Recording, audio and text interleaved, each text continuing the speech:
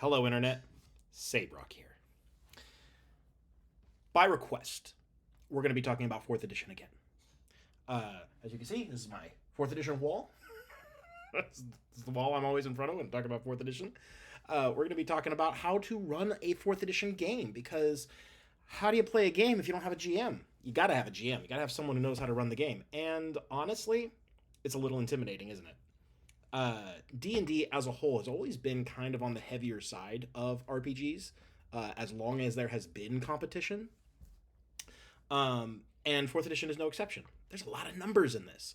You look at the character sheet, and it's like a spreadsheet almost. You look at the monster stat blocks. There's a lot of numbers in there. What do they all mean? How do I figure out which ones are, which ones to use? There's a lot of stuff going on. I understand. And so I'm going to help. The Dungeon Master's Guide. Like, it sounds like a no-brainer, but these days not so much. The 5th edition DMG is honestly not that helpful for running games. Like, it's got all the list of magic items, and beyond that, unless you're running a multiverse, it doesn't really have a lot to say about how to run the game.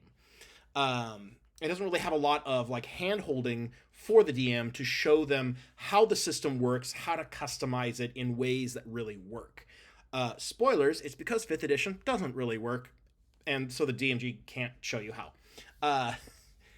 The 4th edition DMG is very different. The 4th edition DMG is very much a guide for running a game, as a DMG should be.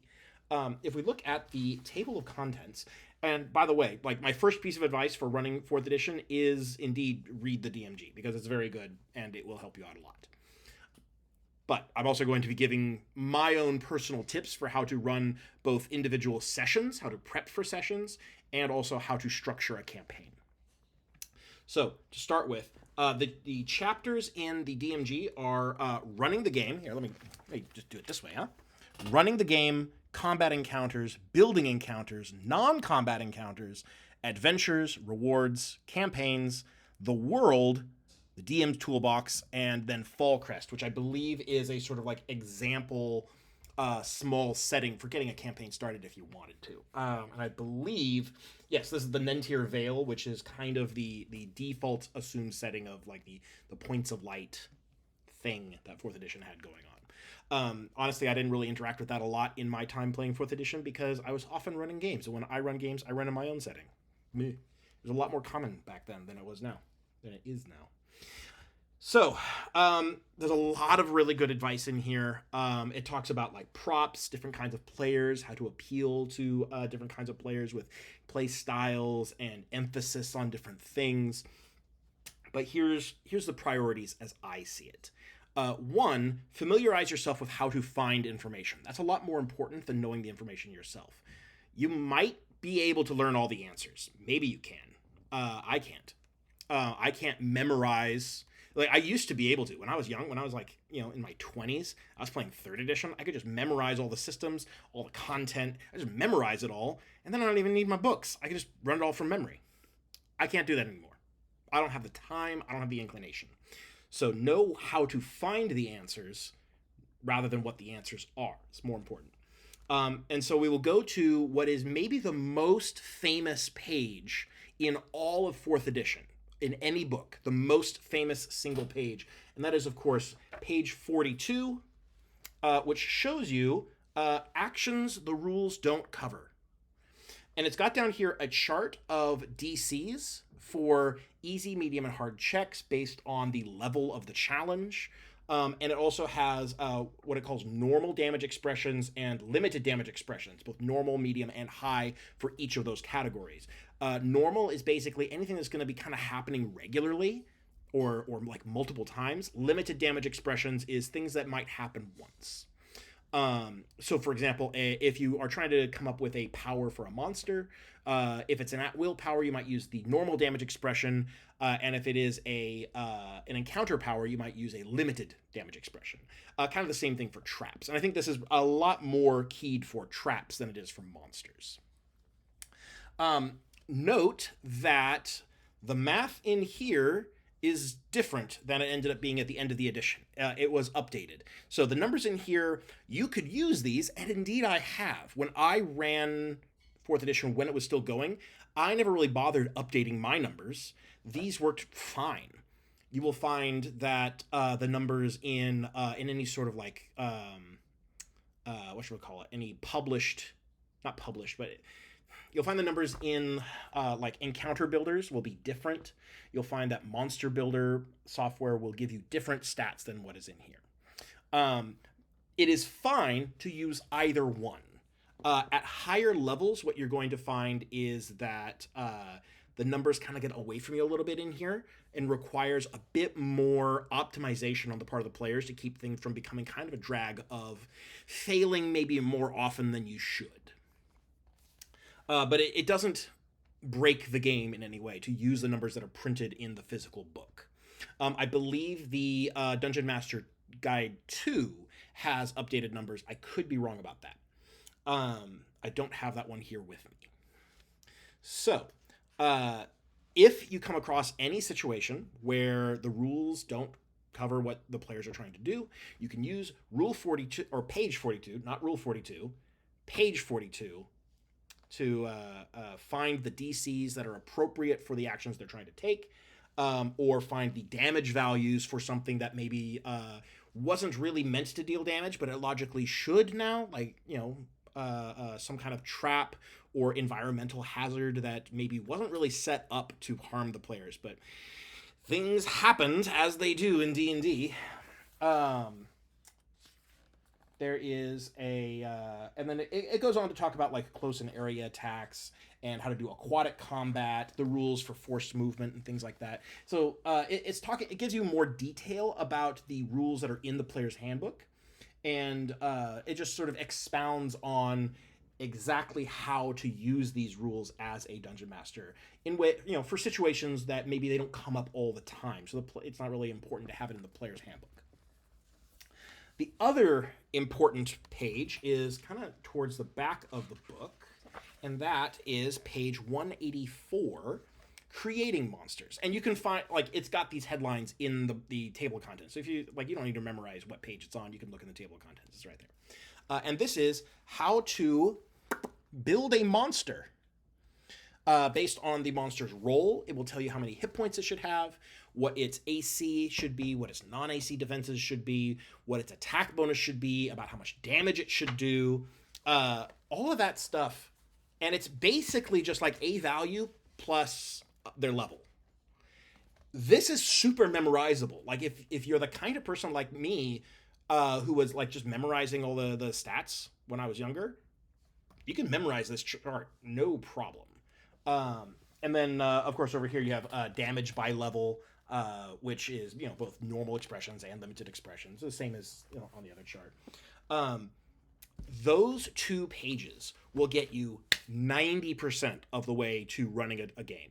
Just have those 2 handy when you're running it. You can come up with monsters on the fly. Or what I do, I come up with monsters ahead of time. So here's how I prep for a session. I think about what the players are trying to accomplish, like where they left off in the last session. Think about what they're trying to accomplish, what sort of enemies or obstacles they might encounter, and how we might express that as a gameplay experience. Should it be a fight? Should it be a skill challenge? Should it be a series of traps? Should it be kind of just free-form exploration? And whatever I decide on, then I prep for that. As the dungeon master for a 4th edition campaign, I feel like it is my responsibility to decide how a given challenge manifests itself, whether it be a fight, skill challenge, or other. Mostly it's going to boil down to one of those 2. Either you're fighting something or you are doing a skill challenge. And it usually should be pretty obvious which one it is. Like, are there monsters trying to hurt the party? It's a fight. Otherwise, skill challenge. Or boil it down to basically a non-structured roleplay session. Skill challenges are very important, and I think it is very valuable. Like, you can do skill challenges out of the book if you want to. I think it is very valuable to do the Dungeon Master Guide 2 version of skill challenges. It updates the math quite a bit, and it makes it more interesting and interactive. Rather than just being a series of skill rolls, there's actually a significant amount of decision making going on, with your primary skills and the different ways to use secondary skills. I think is really neat. So definitely get the Dungeon Master's Guide 2 and utilize that. Yeah, I think it's a significant, remarkable improvement on the skill challenge system. So fights, skill challenges. Oh, speaking of fights, let me tell you, like, it's so easy. It's so easy. Just read the book. It's so easy. How do you build a fight?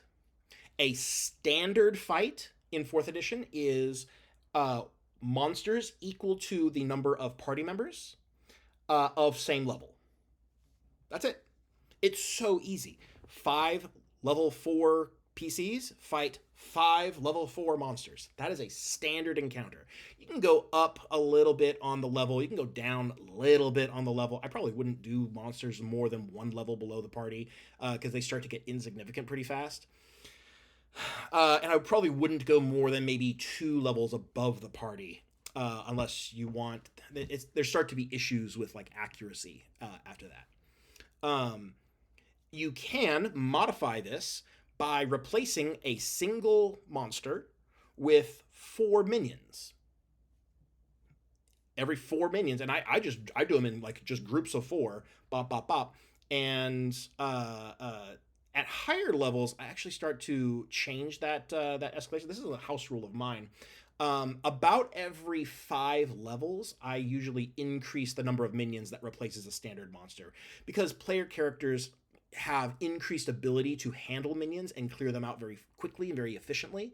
And so to maintain the level of challenge, because the group of minions that replaces a monster should be about as challenging as a monster, as a normal monster.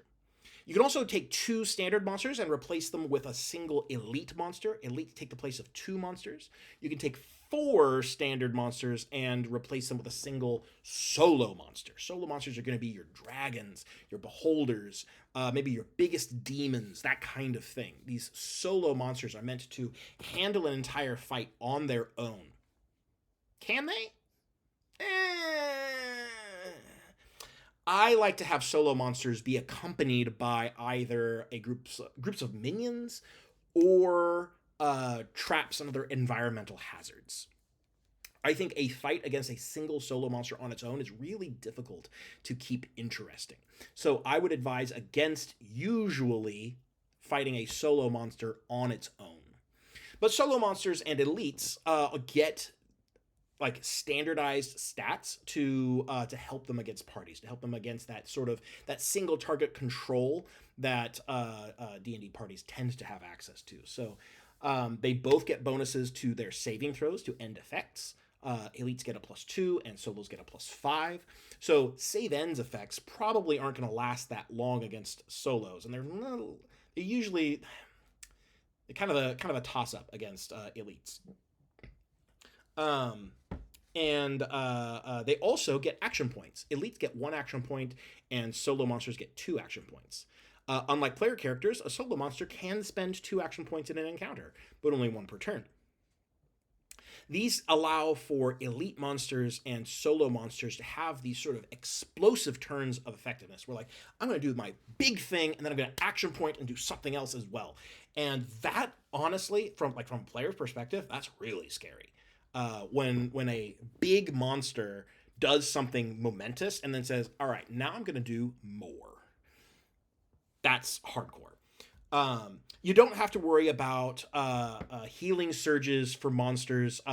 They have a standardized amount of healing surges. Heroic tier monsters have 1, Paragon have 2, and Epic have 3, and that's it. But unless monsters can't do a second wind action like player characters can. So unless they have a special ability that lets them spend a healing surge, they can't spend them. And I would recommend against monsters spending healing surges in most circumstances, because it tends to make the fights drag on longer than they need to. So that's how to build combat encounters. What else? You've got XP values. that are really easy to remember because it's very formulaic.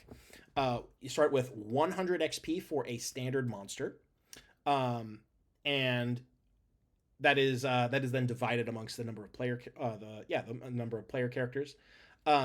So if you have an even number of monsters to the number of player characters, they will get 10% of a level in that fight. So, 5 level 1s versus 5 level 1s. The player characters defeat the 5 level 1 monsters. They each get 100 experience, which is 1/10 of 1,000, which is what they need to level up. They need another 1250 to level up from 2 to 3. And if they're fighting level 2 monsters, that's what they will get. They'll get each level 2 monster is worth 125. So as you can see, if you always fight even level monsters in standard encounters, you will level up every 10 encounters, not counting quest XP, which is in addition. And the Dungeon Master Guide does have advice for quest XP and how often and in what amounts to give that. In my experience, I've found that parties level up around every 6 to 7 sessions, and that is usually having like one significant encounter per session. Because I slightly over level my encounters, and so they're getting more XP. Plus, between that and quest XP, that's about the rate that they tend to level up.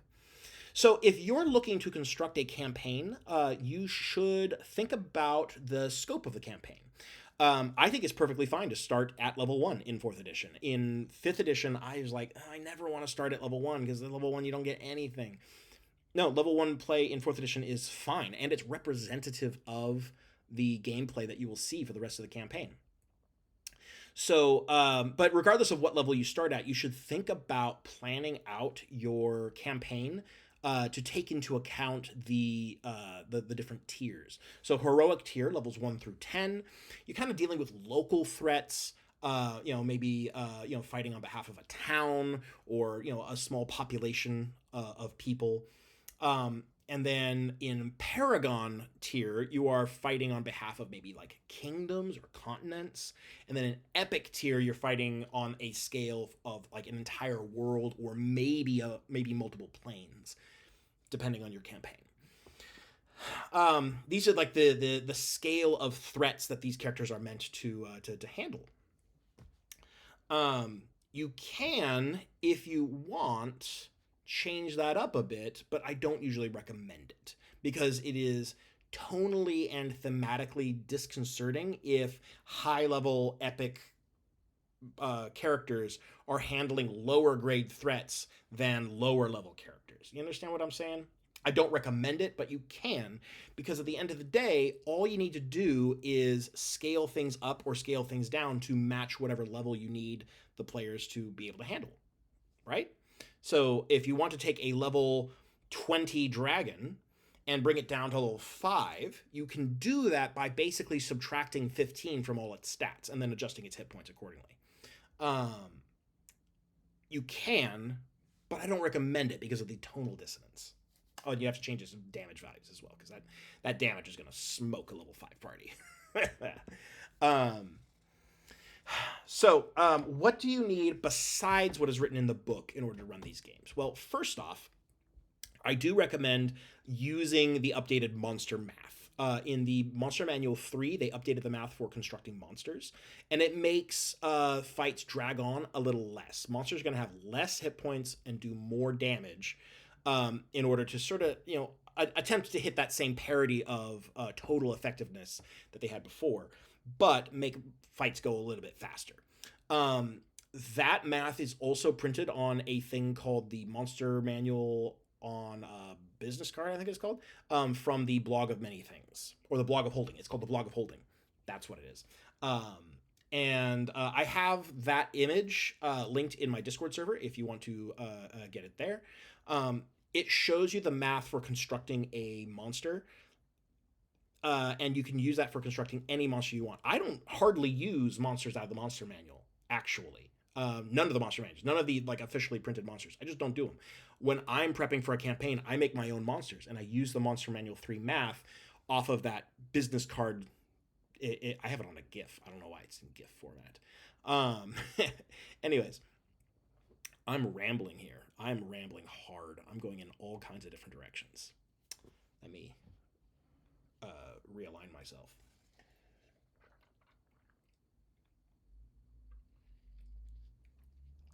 At the end of the day, updated monster math, updated skill challenges. Were they horribly broken on release? No. And you really don't notice it at low levels, anyways. Like for heroic tier, the math largely works out to be kind of the same experience. It's only at higher levels that these things really become an issue. Um, so I would use the updated rules for monster construction and for skill challenges. Beyond that, I think I run it pretty well by the book. The same sort of standard GM advice for running any game still applies. Try to say yes to what players want, respect player agency, let them have a say in what sounds reasonable. Like if they come up with an idea, a solution to a problem that maybe you didn't think of, even if you think, well, that doesn't sound like it would work, if they're suggesting it, it sounds like it would work to them, and they have as much say in the game as you do, as far as I'm concerned. Like, obviously, different DMs have different schools of thought on that subject. But I think I try to approach games, including D&D, with the thought that, like, it's not just my game, it's our game. And so if the players want to do something, I'm in favor of it. And that's what page 42 is about. It helps you facilitate unexpected actions in ways that are fair. I do recommend. So there's like a I can't remember the whole dynamic, like what the alternative. There's a way of describing running D&D combat as a sport. Like basically, you are constructing an encounter that is fair, and then once it's on the table, the monsters are trying to win. Like you run them faithfully as creatures that are trying to survive. They're trying to achieve whatever objective they're trying to achieve. Usually, kill the player characters, and they're going to do their absolute best to do that. No holds barred. They're not going to pull their punches. And I do recommend running combat that way. You're not trying to kill the party, but the monsters are, right? So you build a fair encounter and then you run it as aggressively and as unfair as possible, staying within the rules. And if you do that, what I think you will find is that you have fights that are engaging and genuine. And I think players will pick up on that the monsters are trying to win. The game is fair, but the monsters want to win, and if the player characters don't do something to stop them, then they will, you know? As far as, like, I'm debating whether or not to talk about, like, tone and types of villains and things like that. I don't necessarily think that I have a lot to say on that is specific to 4th edition, because it handles basically all the standard fantasy archetypes of villains. Yeah, I don't think there's any kind of exception to that. Like, if you know how to write a villain, you just put it in 4th edition. It's fine. I think that more or less covers it. I think that's my advice for running 4th edition. The monster math is pretty simple, and it's in the DMG. Running skill challenges is pretty simple. It's in the DMG too. Get that. And the rules for improv in the DMG. It's fine. The DMGs are really good. You should read them. Like, it can kind of like summarize that. Like, once you have read all of the, I guess that's really unhelpful thing to say. If you've read everything, then you'll know, right? No, that's super unhelpful. But I do think that what's out there actually does work. And it's going to say it way better than I can. And you don't have to watch like a 20-30 minute video doing it, right? So, yeah. I try not to plan more than one session ahead of my party, but that's just like a me thing. I like to, like, like I don't railroad the party, but I do build the rails like one session ahead of the party. Like where we go from there, who can even say, right? Um, so yeah. But I think just the general advice of being like open and honest with your players, facilitating communication, figuring out what they want out of the campaign, would be really, really helpful.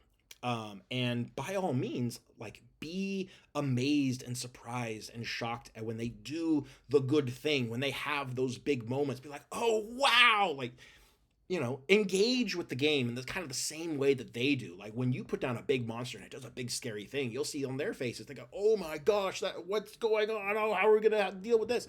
And then when they do their big thing, you get to have that moment too. And I think that's one of the greatest things about running fourth edition is having that back and forth. Like, would I rather be a player character in fourth edition? Yes, I would, but it's not all give, right? It's give and take. And I think you get a lot out of running fourth edition that you don't get out of running other editions of D&D, because it has those moments for you just as they are for the players. So yeah, I think it's worthwhile. And of course, if you have any questions, drop by my Discord, ask me. I love talking about fourth edition, basically at all hours of the day. I will answer 4th edition questions because I love talking about it so much. And I will give advice. And if you have any more specific questions, I'd be happy to answer them there. So, happy running.